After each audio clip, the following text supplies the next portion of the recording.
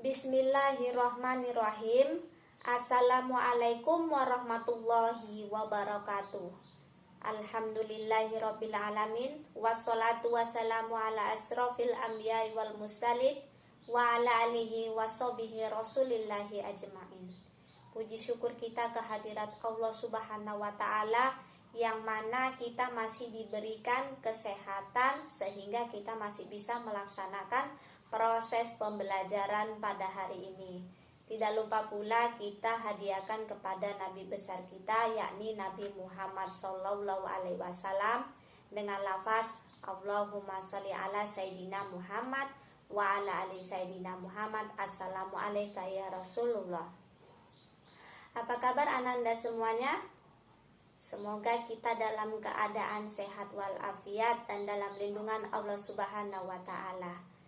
Baik, kali ini Ibu akan menyampaikan materi fikih yang berjudul Pernikahan dalam Islam. Berbicara mengenai pernikahan, tentunya kita tidak asing lagi dengan kata nikah. Apa itu nikah? Nikah ataupun pernikahan di sini merupakan suatu akad yang menghalalkan pergaulan antara seorang laki-laki dan seorang perempuan yang bukan mahramnya dan akan menimbulkan hak dan kewajiban. Dalam pernikahan di sini menggunakan lafaz nikah ataupun tazwij ataupun terjemahannya.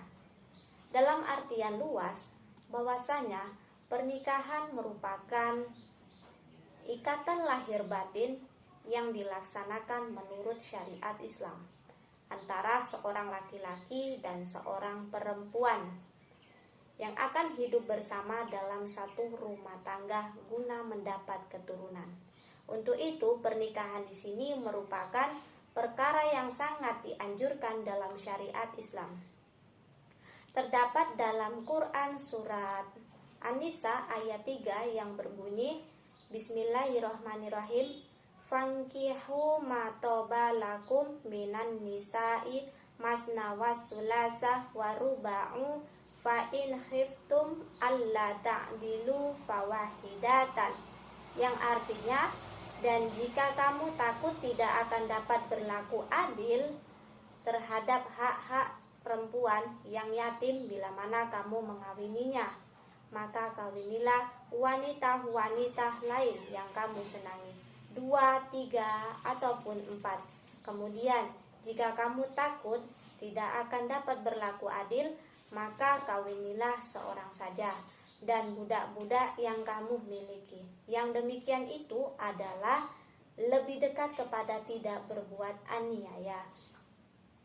Sabda Rasulullah Shallallahu Alaihi Wasallam yang artinya dari Anas bin Malik radhiyallahu anhu bahwasanya Nabi Shallallahu Alaihi Wasallam memuji Allah dan menyanjunginya. Beliau berkata, akan tetapi aku sholat, aku tidur, aku berpuasa, aku makan, dan aku mengawini perempuan. Barang siapa yang tidak suka perbuatanku, maka bukanlah dia dari golonganku. Hadis riwayat Bukhari dan Muslim. Jumhur ulama mengungkapkan ada 5 hukum dalam pernikahan. Yang pertama itu hukumnya mubah, di mana mubah di sini merupakan hukum asal pernikahan, berlaku bagi seseorang yang tidak terdesak oleh alasan-alasan yang mewajibkan ataupun yang mengharamkannya. Selanjutnya ada sunnah, di mana sunnah di sini dapat diartikan seseorang yang sudah sanggup, baik itu fisiknya ataupun hartanya sudah memenuhi, dan dia tidak dikhawatirkan akan terjerumus ke dalam zina. Selanjutnya ada wajib. Hukum wajib di sini merupakan bagi seseorang yang sudah jiwanya ataupun fisiknya sudah sanggup untuk menikah dan hartanya sudah ada. Akan tetapi jika tidak dilaksanakannya suatu pernikahan, ditakutkan akan terjerumus ke dalam zina. Ada makruh. Makruh di sini merupakan fisik seseorang sudah sanggup untuk menikah, namun dia belum sanggup untuk memberikan nafkahnya nanti ketika menikah kepada keluarganya. Untuk itu makruh di sini dianjurkan untuk memperbanyak puasa.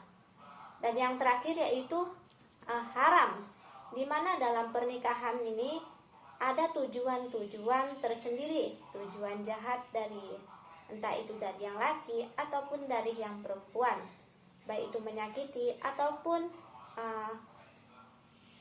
mempermainkan serta memeras harta tersebut. Selanjutnya itu ada persiapan yang harus dilakukan dalam pelaksanaan pernikahan. Ada 2 persiapan dalam pernikahan. Yang pertama itu khitbah ataupun meminang, dan yang kedua melihat pasangan. Khitbah di sini dapat diartikan sebagai permintaan seorang laki-laki kepada seorang perempuan untuk dijadikannya sebagai istri menurut adat istiadat yang ada di masyarakat.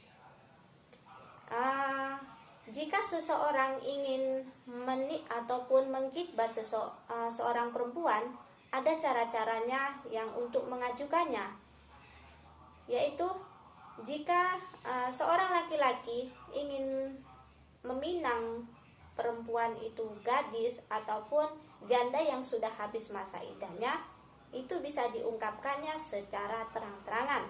Berbeda dengan janda yang masa iddahnya belum habis, itu diungkapkan secara sindiran. Adapun orang-orang yang boleh untuk dipinang itu yang pertama bukanlah istri orang lain, yang kedua masa iddahnya sudah habis, dan yang ketiga bukan pinangan orang lain. Melihat yang kedua itu ada melihat pasangan. Melihat pasangan berbeda pendapat menurut jumhur ulama bahwasanya melihat pinangan itu hanya dibatasi wajah dan telapak tangan. Menurut Abu Daud membolehkannya untuk melihat keseluruhannya, dan yang terakhir itu menurut Imam Abu Hanifah hanya membatasi wajah, telapak tangan dan telapak kakinya saja. Selanjutnya itu ada mahram. Mahram di sini merupakan baik itu laki-laki ataupun perempuan yang haram untuk dinikahi. Siapa saja ini memiliki beberapa sebab untuk haramnya dinikahi. Yang pertama itu sebab haramnya dinikahi untuk selamanya, dan yang kedua sebab haramnya dinikahi sementara. Sebab haramnya dinikahi untuk selamanya itu ada beberapa hal. Yang pertama adanya hubungan nasab. Dalam Quran surat An-Nisa ayat 23 yang berbunyi, Bismillahirrahmanirrahim, hurimat alaikum ummahatukum wa banatukum wa akhawatukum wa ammatukum wa khalatukum wa banatul akhi wa banatul ukhti, yang artinya diharamkan atas kalian menikahi ibu-ibu kalian, anak-anak perempuan kalian, saudara-saudara perempuan kalian, saudara-saudara perempuan bapak kalian, ataupun bibi jalur ayah, saudara-saudara perempuan ibu kalian atau bibi jalur ibu, anak-anak perempuannya saudara-saudara laki-laki kalian, anak perempuannya saudara perempuan kalian. Yang kedua itu ada wanita yang haram dinikahi karena adanya pertalian nikah. Di sini istri ayah, istri kakek, dan seterusnya itu tidak boleh dinikahi dan haram hukumnya. Lanjutnya itu ada ibunya istri, yaitu bisa dikatakan sebagai mertua, itu haram untuk dinikahi, dan anak istri berarti anak tiri, terkecuali istrinya tadi sudah diceraikan ataupun belum melakukan hubungan tersebut.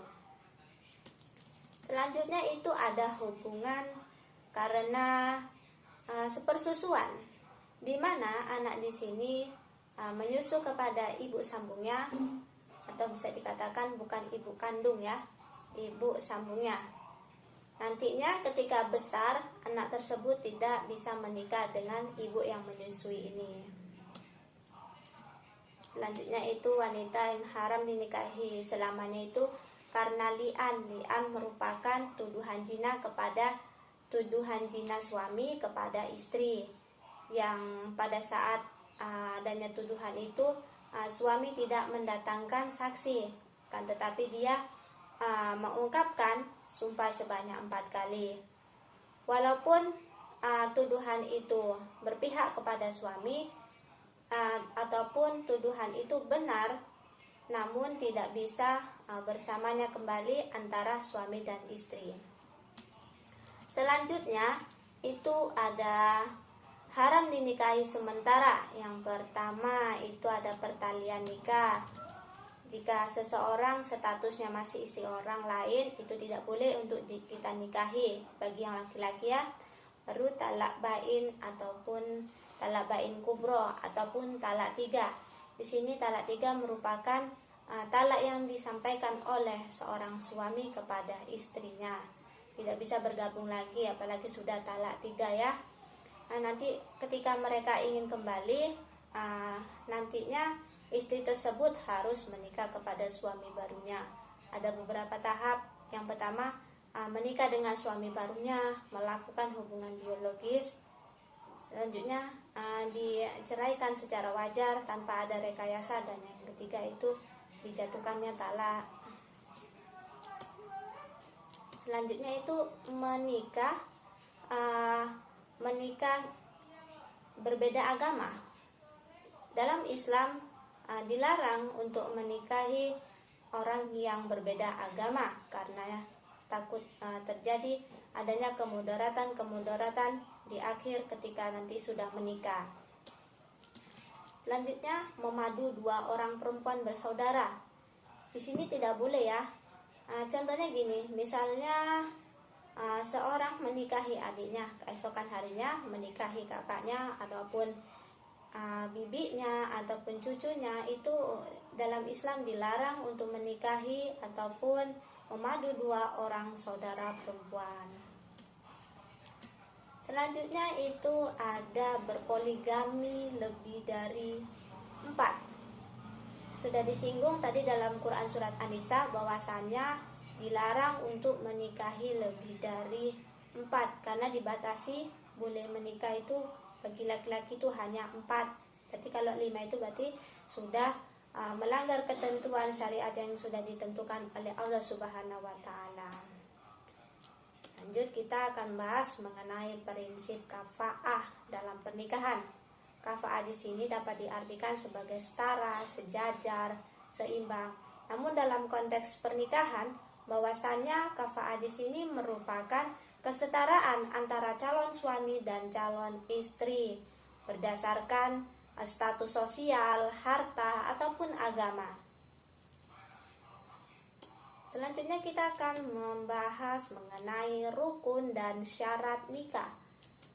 Rukun pada pernikahan di sini ada 5. Yang pertama itu ada calon suami. Syaratnya apa saja? Syaratnya yang pertama beragama Islam. Dia benar-benar orang laki-laki, maksudnya jenis kelaminnya laki-laki, menikah bukanlah karena paksaan, tidak sedang berpoligami 4. Berarti kalau mau menikah dia 5. Itu tidak boleh. Mengetahui bahwasannya calon istri bukanlah mahramnya. Dan yang selanjutnya tidak sedang berihram. Adapun calon istri memiliki beberapa syarat. Yang pertama itu beragama Islam, tidak sedang dalam ihram mau ihram umroh ataupun ihram haji, bukan sebagai istri orang lain, mendapat izin dari wali untuk menikah atas kemauannya sendiri. Selanjutnya ada wali. Wali di sini memiliki beberapa syarat. Syarat yang pertama ialah beragama Islam. Laki-laki balik dan berakal, merdeka, adil, dan tidak sedang ihram. ada 2 orang saksi. Rukun yang keempat nih ya, 2 orang saksi. Itu yang pertama syarat-syaratnya. Yang pertama itu ada 2 orang laki-laki beragama Islam, dewasa, balik, berakal, dapat melihat dan dapat mendengar, hadir dalam ijab kabul. Selanjutnya rukun yang kelima itu ada ijab kabul. Ijab kabul di sini memiliki beberapa syarat. Yang pertama, menggunakan kata yang bermakna nikah ataupun tazwij. Lafaz ijab kabul di sini tidak boleh diselangi dengan kata-kata lain. Antara ijab dan kabul ini bersambungan. Tidak boleh, itu tadi hampir sama ya, tidak boleh diselangi dengan perbuatan lain. Pelaksanaan ijab kabul harus berada pada satu tempat ataupun satu ruangan. Selanjutnya kita akan membahas mengenai wali dan saksi. Wali dan saksi di sini merupakan golongan orang yang menentukan sah tidaknya pernikahan tersebut. Wali di sini ataupun wali pernikahan di sini merupakan walinya perempuan yang melaksanakan akad pernikahan dengan pengantin laki-laki yang telah dipilih oleh perempuan tersebut. Adapun kedudukannya berdasarkan sabda Rasulullah Shallallahu Alaihi Wasallam yang artinya, janganlah seorang perempuan menikahkan perempuan lain dan jangan pula ia menikahkan dirinya sendiri. Hadis riwayat Ibnu Majah dan Ad-Daruqutni. Serta sabda Rasulullah Shallallahu Alaihi Wasallam, tidaklah sah pernikahan kecuali dengan wali yang dewasa dan 2 orang saksi. Selanjutnya itu ada macam-macam wali. Macam-macam wali itu mulai dari tingkatan yang tertinggi sampai tingkatan yang terendah. Wali dibedakan menjadi 2, itu ada wali nasab dan wali hakim. Berdasarkan tingkatan yang dari atas ke bawah, mulai dari ayah, kakek, saudara kandung, saudara seayah, anak dari saudara kandung, anak dari saudara seayah, saudaranya ayah sekandung, saudaranya ayah seayah, anak dari saudaranya ayah sekandung, dan anak dari saudaranya ayah yang seayah. Itulah wali-wali yang dapat menikahkan perempuan nantinya berdasarkan wali nasab. Adapun wali hakim. Wali hakim di sini merupakan kepercayaan dari pemerintah tersebut ataupun pemerintahan daerah untuk menikahkan bagi perempuan yang tidak memiliki walinya.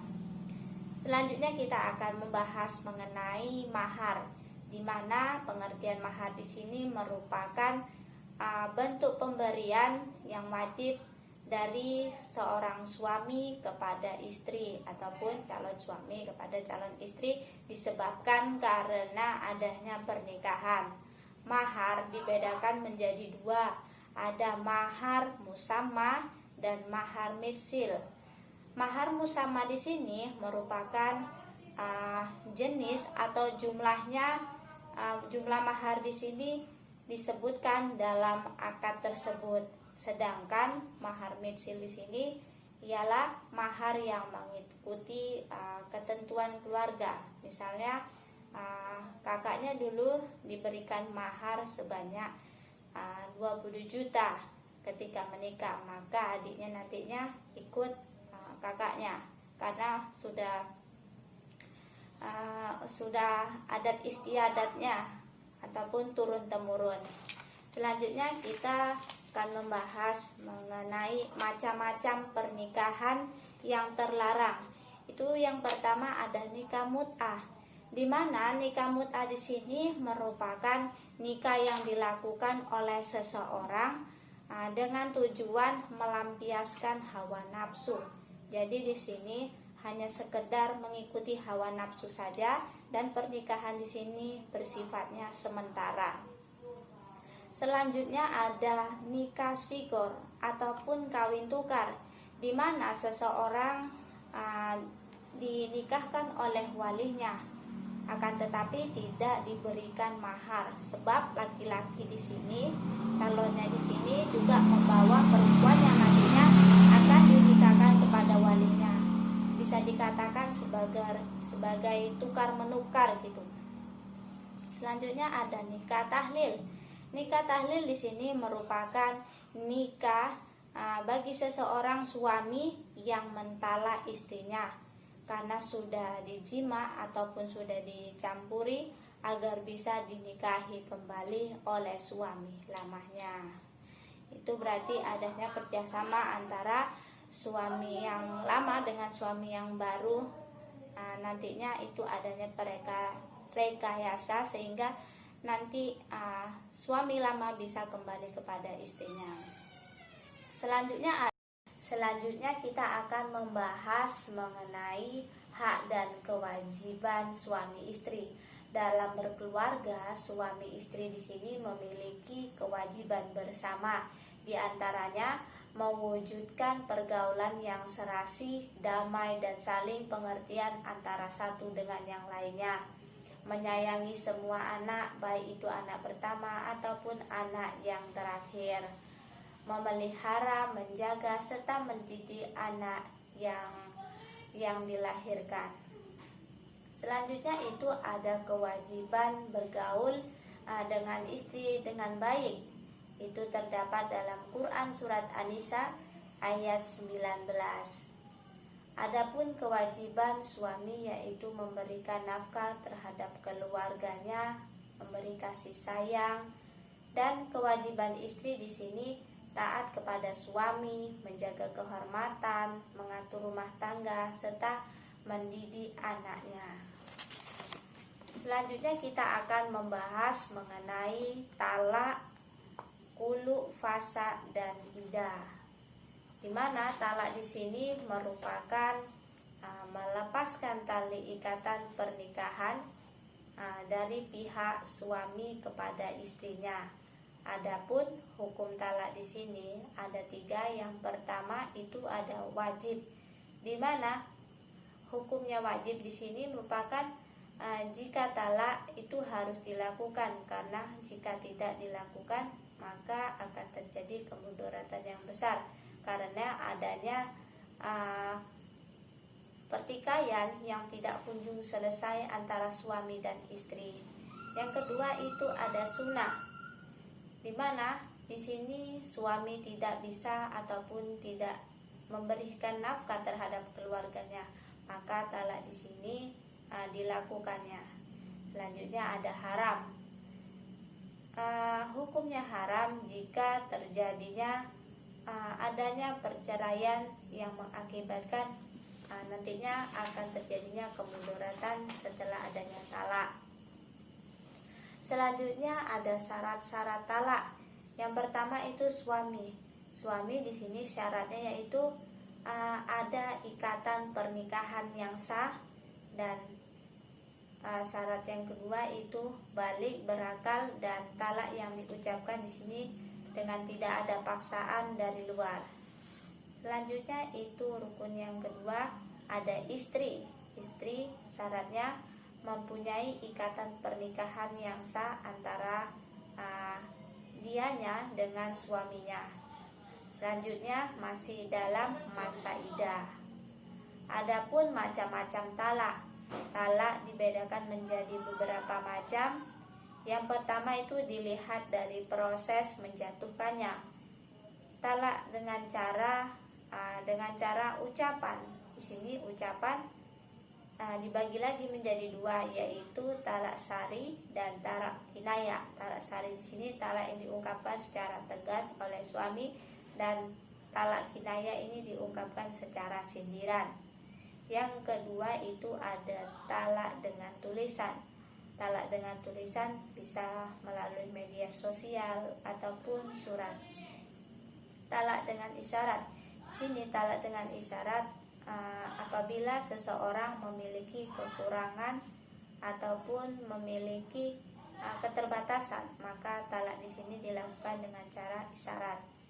Dilihat dari segi jumlahnya, talak di sini dibedakan menjadi 3, yaitu talak 1, talak 2, dan talak 3. Dan talak 3 di sini tidak bisa kembali, ataupun talak 3 di sini berakhir ataupun terjadinya perceraian. Jika ingin kembali, maka sang istri melakukan menikah lagi dengan suami yang baru. Selanjutnya khulu, di mana khulu di sini merupakan perceraian yang timbul atas dasar kemauan istri dengan cara mengembalikan mahar yang telah diberikannya. Adapun rukun khulu di sini yang pertama itu suami. Syaratnya balik, berakal, dan tidak dalam paksaan orang lain. Dan yang kedua itu ada istri. Istri syaratnya masih dalam kekuasaan suami ataupun istri sah. Yang ketiga itu ada ucapan yang mengandung khulu, dan yang terakhir itu adanya bayaran. Dampak adanya khulu, jika khulu ini dilakukan, maka sang suami tidak dapat merujuk ataupun kembali kepada seorang istri, karena khulu di sini masih bisa dikatakan sebagai talak 1 ataupun talak 2. Selanjutnya itu ada fasak. Fasak dapat diartikan sebagai rusak ataupun putus. Namun dalam artian ilmu fikih bahwasanya fasak di sini merupakan pemisahan pernikahan yang dilakukan hakim dikarenakan alasan-alasan tertentu yang diajukan salah satu pihak yang bersangkutan. Adapun sebab-sebabnya, yang pertama itu tidak terpenuhinya syarat nikahnya. Yang kedua itu ada munculnya masalah dalam pernikahan. Selanjutnya kita akan membahas mengenai iddah, di mana iddah di sini merupakan masa tenggang ataupun masa menunggu. Ada beberapa macam iddah. Yang pertama itu iddah yang diceraikan, ataupun jika seseorang yang diceraikan masih dalam keadaan haid, maka lama waktunya itu 3 kali suci. Iddah istri yang dicerai dan ia sudah tidak haid itu lama waktunya, yaitu 3 bulan. Selanjutnya ada iddah istri yang ditinggal suaminya meninggal, itu 4 bulan 10 hari. Dan iddah istri yang sedang hamil, maka waktu lamanya ialah setelah melahirkan. Adapun selanjutnya yaitu mengenai hadana, di mana hadana di sini artinya memelihara anak dari pasangan suami istri tersebut. Syarat-syaratnya itu ada berakal, balik, merdeka beragama, serta mampu mendidik anak itu.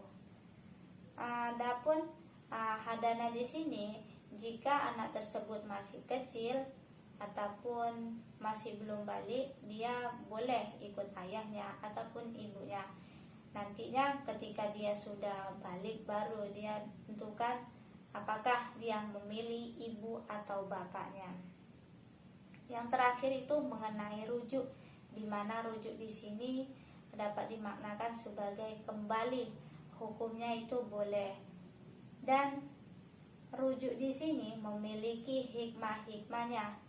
Yang pertama, rujuk di sini dapat mewujudkan ajaran kedamaian dalam Islam. Yang kedua, rujuk akan menghindari pecahnya persaudaraan antara satu dengan yang lain. Yang ketiga itu rujuk akan menyelamatkan pendidikan anak. Itulah tadi materi yang disampaikan mengenai pernikahan sampai ke yang terakhir, yaitu tentang rujuk beserta hikmahnya. Untuk itu Ibu di sini ingin memberikan latihan kepada Ananda semuanya. Coba catat hal-hal penting ataupun pokok-pokok penting dari materi yang Ibu sampaikan tadi. Itu bentuk latihannya, merangkum materi-materi yang pentingnya. Nanti bisa dikirimkan kepada Ibu, baik itu melalui chat ataupun melalui WA ataupun melalui Gmail Ibu. Baik, di sini Ibu akan menyampaikan kesimpulan mengenai pernikahan dalam Islam. Bahwasanya pernikahan dalam Islam itu merupakan ikatan lahir batin yang dilaksanakan menurut syariat Islam antara seorang laki-laki dan seorang perempuan yang akan hidup bersama dalam satu rumah tangga guna mendapatkan keturunan. Hukum dari pernikahan ini ialah mubah, di mana sebelumnya kita harus melakukan ataupun melaksanakan sebelum adanya pernikahan. Itu yang pertama, khitbah ataupun meminang, dan selanjutnya melihat pasangan suami ataupun pasangan istri. Di sini ada mahram. Mahram di sini merupakan orang yang haram untuk dinikahi, baik itu laki-laki ataupun perempuan. Disebabkan oleh dua sebab. Yang pertama, haram dinikahi untuk selamanya dan haram untuk dinikahi sementara. Adapun rukun dan syarat dalam pernikahan, rukunnya itu ada 5. Yang pertama, adanya suami ataupun calon suami. Yang kedua, adanya calon istri. Yang ketiga, adanya wali. Yang keempat, adanya 2 orang saksi. Dan yang kelima itu adanya ucapan ataupun lafaz. Di sini ada mahar. Mahar di sini merupakan bentuk pemberian wajib dari suami kepada istri karena disebabkan adanya pernikahan. Mahar di sini dibedakan menjadi 2, ada mahar musammah dan mahar mitsil. Selanjutnya itu ada pernikahan yang terlarang ataupun pernikahan yang dilarang dalam syariat Islam. Itu ada nikah mut'ah, ada nikah sigor ataupun kawin tukar, ada nikah tahlil. Cukup sekian pembelajaran pada hari ini mengenai pernikahan dalam Islam. Semoga dengan penyampaian materi tadi Ananda bisa memahaminya dan sekaligus untuk menambah pengetahuan bagi Ananda semua. Untuk itu, sebelum pembelajaran kita tutup, kita membacakan doa kafaratul majelis. Subhanakallahumma wa bihamdika asyhadu an la ilaha illa anta astaghfiruka wa atubu ilaik. Assalamualaikum warahmatullahi wabarakatuh.